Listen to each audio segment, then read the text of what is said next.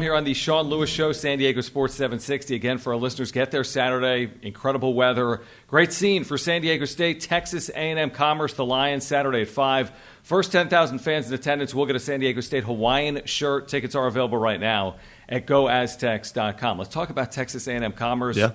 Program that's only in their third year of FCS. They are returning a quarterback that missed 2023 in Eric Rodriguez. You've watched film on Rodriguez on the Lions from a year ago. What are you seeing from their program, and what could pose challenges for your team on Saturday? Yeah, I mean, dangerous club, right? You know, and with Rodriguez coming back, he's got some dual threat ability. He's got the ability to extend plays. They went out and got 4 transfer wide receivers again, so we're watching their tape from previous spots and everything, and, you know, explosive playmakers that have ability, that have a big catch radius, and they love to run the football, so you got to kind of commit extra hats to stop the run, and then they're going to take big vertical shots down the field, right? And so they present some problems offensively with that.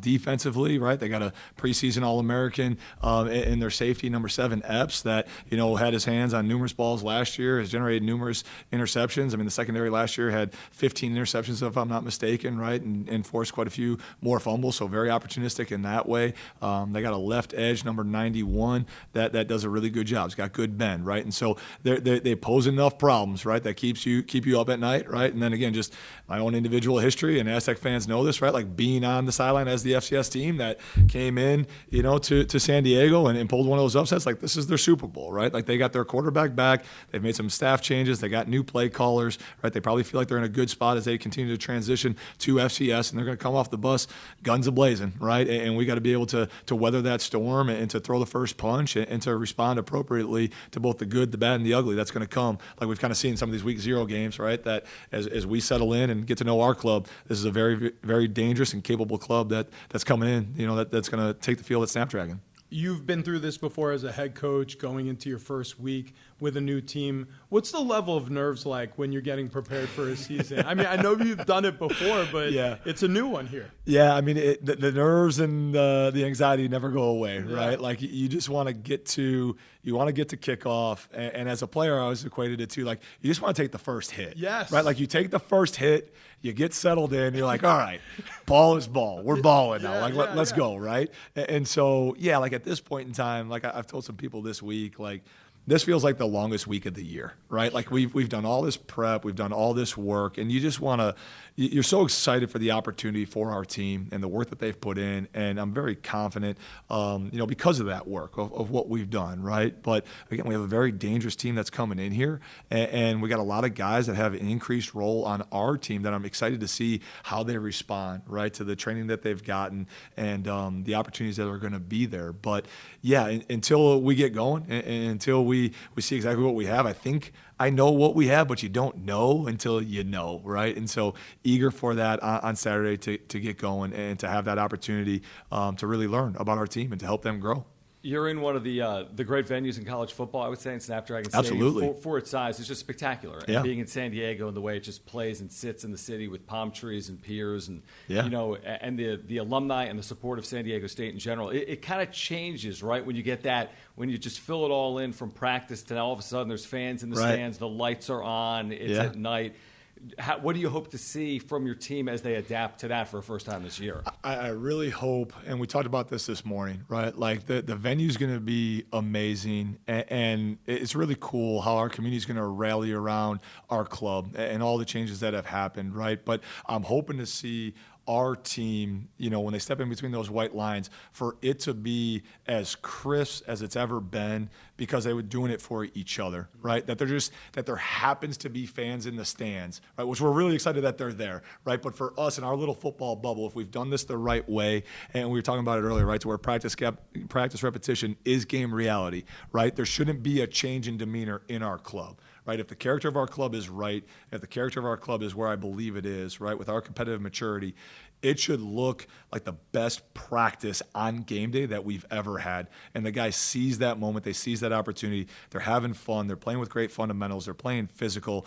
They're celebrating with one another after a big play. And then the lights happen to go off, and, you know, the fans happen to be cheering. And there happens to be 33,000 of our closest friends and family that are there sharing in this joy of Aztec football, Aztec fast football on a Saturday night.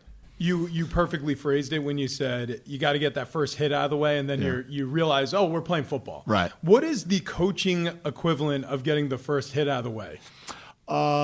It's probably making the first good in-game adjustment, right? Okay. So where like, okay, hey, we think this is going to happen, and all right, it is what we thought they were, or ooh, that's new. That's a nuance, right? And being able to get the guys back to the boundary or in the moment, right? Know what the next right call is to what you're seeing, and then like that game of chess starts to play out.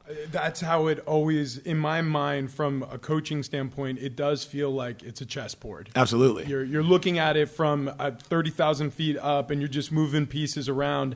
How frustrating is it when, and you know, the expectation is for all of your chess pieces to be perfect, for you guys to use attacks that way, and you win the game by 1,000. But how frustrating is when you get into a situation where you're like, gosh, you know, I don't know how to counter this yet. And it starts befuddling you heading into the locker room at halftime or whatever. How do you get over that, or how do you steer away from that feeling to continue success? You guide and you coach, right? I mean, like, so the biggest thing, right, those pieces on the board are people and players, right? And so you need to know, again, like, how are they going to respond in each one of these moments, in each one of these calls, so that you can put them in the best position to be successful. And that's our job as a coach, right?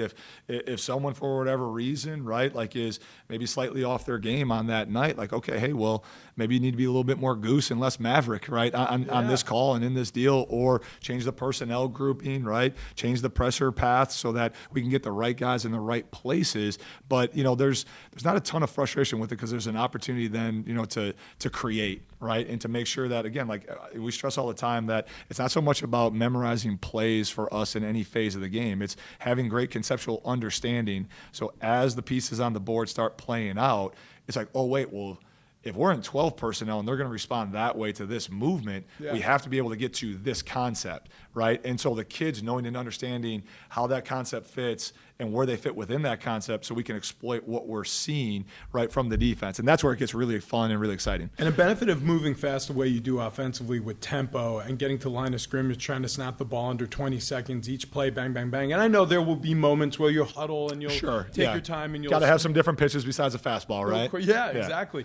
But when you do that, like you were pointing out, you could get a defense stuck in something. Maybe they have success against a certain play in that defensive formation or personnel grouping, but all of a sudden you go, oh, they just tipped their hand.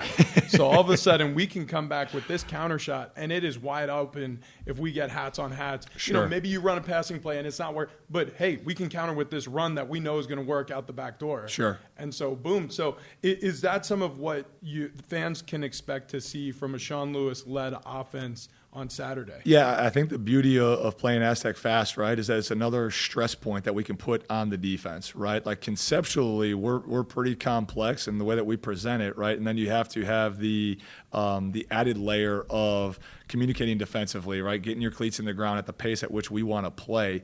And again, it's a lifestyle for us. It's what we do each and every single day. And to prepare for that, you know, it's a unique challenge all in its own right. And so by, you know, going at the speed that we do, you know, the benefit over the years has been that we get some pretty vanilla looks that we know then how to exploit and attack, and our kids know the answers to the problems that they're seeing. And then, you know, it's our job all collectively together to go get an A on that test and solve the problems consistently, play after play after play. So is it all offensively? It's predicated on what you're showing defensively, or is anything scripted out of the gate? Like to start the game, some of this is scripted out of the gate, or some of it is, but some of it's obviously basically what you're shown is what, and you can take advantage of. Yeah, we want to take what the defense gives us, right? And so we obviously have different ways to create different stress points, and you know, kind of find the players that are looking to serve two masters, right? And then put them in conflict by what we're doing, whether that be with, you know, route concepts or some of our RPO-based stuff, right? All those different factors. So yeah, there'll be some things that, you know, early on formationally or motions and trades and shifts and the way that we, you know, operate and get in and out of the huddle and things like that. Like, all right, how are you guys handling all these different pitches that we're throwing at you? And then once we see that, right? Then we'll have a good answer, on what we need to get to so that we can take advantage of what we're seeing. Sean, final one before you go. Aztec Link, I know they've been doing this 100-yard challenge, trying to raise funds for the collective. Can you speak to the importance of that and what that means for your football program? Yeah, I mean, the work that the collective's been doing through Aztec Link and JR and Mike Coleman and the whole board of trustees have been doing a tremendous job, with that. So, yeah, Aztec Link is running the 100-yard challenge right now. It's our goal by the end of the weekend to raise $100,000. We've passed the 30-yard line. Obviously, in this day and age of college football, we need that piece. We need the support. So whether it's $5,000 or $5, whatever that you can give, however you can help, we really appreciate it. We're very, very thankful. And all that is going to go directly back to benefiting the student athletes, the community, and the opportunities here so that we can, have a championship level team year in and year out. AztecLink.com. By the way, every $500 raised through this initiative is going to go to an hour of volunteerism for the Lucky Duck Foundation, which supports, of course, those that are homeless in our community. Sean, thank you. Guys, thank you. This was awesome. This was appreciate fun. it. We'll do it again next week. Rich, appreciate it. Looking forward to being on the call this weekend. Again, San Diego State, Texas A&M Commerce, Saturday at 5. Our pregame coverage will begin at 3. This has been the Sean Lewis Show on San Diego Sports 760.